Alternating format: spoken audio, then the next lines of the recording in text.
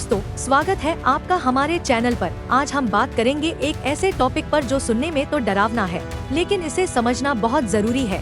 पहलगाम पर आतंकी हमला होने के बाद इंडिया और पाकिस्तान में युद्ध का माहौल बन गया है। तो अगर इंडिया और पाकिस्तान के बीच युद्ध होता है तो शेयर बाजार पर क्या असर पड़ेगा?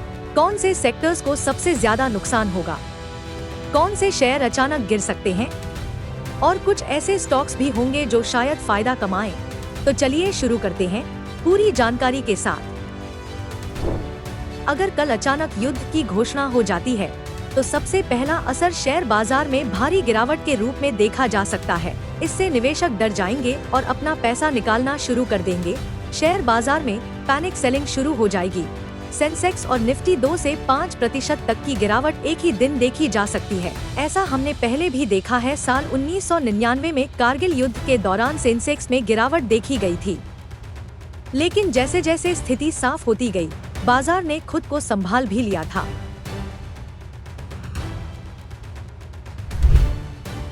अब बात करते हैं उन सेक्टर्स की जो सबसे ज्यादा प्रभावित होंगे।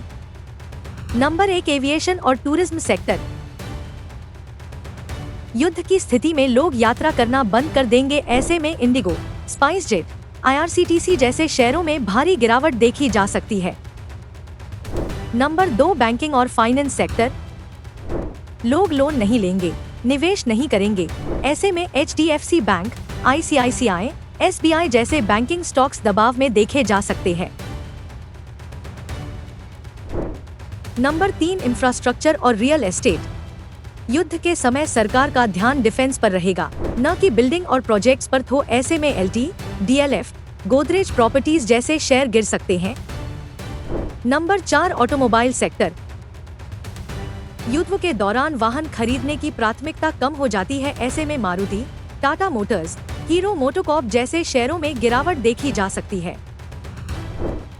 लेकिन कुछ सेक्टर ऐसे भी हैं जिन्हें जो इस दौरान फायदे में रह सकते हैं।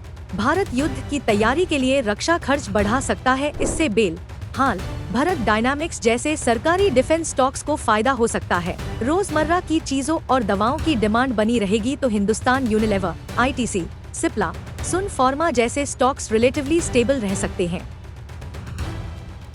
निवेशक डर के कारण सोने, चांदी और सरकारी बॉन्ड में पैसा लगाएंगे तो इससे टाइटन, ज्वेलरी, गोल्ड ETFs और सॉवरेन गोल्ड बॉन्ड्स को फायदा मिल सकता है। अब जानते हैं इस दौरान विदेशी निवेशकों का क्या रिएक्शन होगा। विदेशी निवेशक यानी FIIs, फॉरेन इंस्टीट्यूशनल इन्वेस्टर्स। युद्ध के समय ये निवेशक पैसे निकाल सकते हैं। युद्ध के दौरान डॉलर में निवेश करना ज्यादा सुरक्षित माना जाता है, तो इससे रुपया कमजोर हो सकता है और भारत के लिए इंपोर्ट महंगा हो सकता है। इसका असर पेट्रोलियम कंपनियों पर भी पड़ता है। इससे BPCL, HPCL जैसे शेयरों पर दबाव बढ़ सकता है। इतिहास गवाह है कि युद्ध के बाद जैसे ही स्थिरता लौटती है, बाजार भी धीरे धीरे रिकवर भी करता है। लेकिन रिकवरी का समय इस बात पर निर्भर करता है कि युद्ध कितना लंबा चला। अगर युद्ध छोटा और सीमित होता है तो बाजार 2-3 महीनों में रिकवर कर सकता है। अगर हालात ज्यादा खराब हो जाते हैं तो मंदी लंबी भी खिंच सकती है। तो इस तरह के हालात में निवेशकों को क्या करना चाहिए? सबसे पहले घबराएं नहीं, पैनिक सेलिंग से बचें। जिन कंपनियों की फंडामेंटल स्ट्रॉन्ग है वो लॉन्ग टर्म में वापस उभरेंगी। डिफेंस, FMCG, फार्मा और गोल्ड से जुड़े स्टॉक्स को थोड़ा प्राथमिकता दें और अपनी सिप चालू रखें, लेकिन उस पर निगरानी जरूर रखें। जरूरत पड़े तो एक्सपर्ट से सलाह लें। तो दोस्तों, यह थी हमारी आज की वीडियो। अगर भारत और पाकिस्तान में युद्ध हुआ तो शेयर बाजार का क्या होगा? उम्मीद है आपको ये जानकारी पसंद आई होगी। अगर हाँ, तो वीडियो को लाइक करें, शेयर करें और चैनल को सब्सक्राइब जरूर करें। मिलते हैं अगली वीडियो में। तब तक के लिए स्टे सेफ, इन्वेस्ट स्मार्ट।